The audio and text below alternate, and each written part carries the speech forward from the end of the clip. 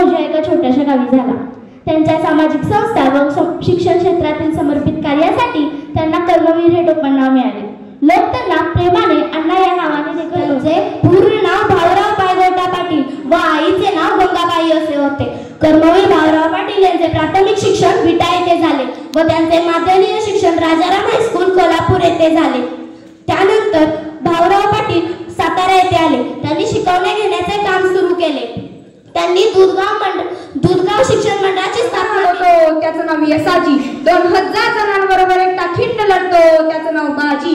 हात तुटला तरी लढत राहतो त्याचं नाव तानाजी.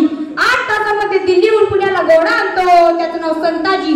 1.5 तासामध्ये दुश्मनाच्या तंबूला कळप करतो त्याचं नाव धनाजी.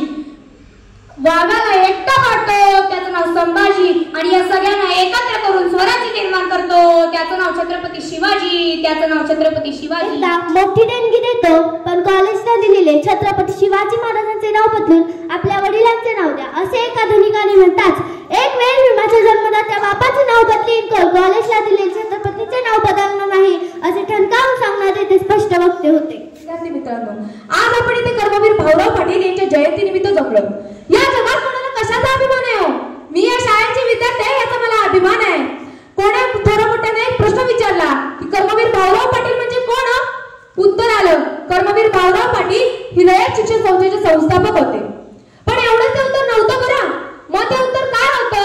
तर ते उत्तर असं होतं की कर्मवीर भाऊराव पाटील ही शिक्षण क्षेत्रातील एक महान व्यवस्थावेत असे कर्मवीर भाऊराव पाटील. असे कर्मवीर भाऊराव पाटील. रयते मधुनी नव्या युगाचा माणूस आता घडतो आहे. रयते मधुनी नव्या युगाचा माणूस आता घडतो आहे. वटवृक्षाच्या विशालतेचा मोह नभाला भिडतो आहे. मोह नभाला भिडतो आहे. रयते मधुनी अजूनही विश्वास वाढतो आहे. रयते मधुनी अजूनही विश्वास वाढतो आहे.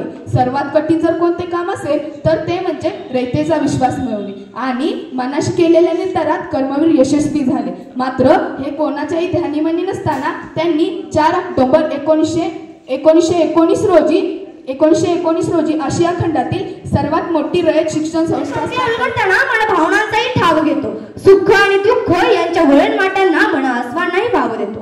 खरं जगायचं कसं याचीच देतात कर्मवीर अण्णांसाठी काही आदर्शच प्रेरणा. म्हणूनच करायला वाटतं त्यांना वक्तृत्व रूपी वंदना.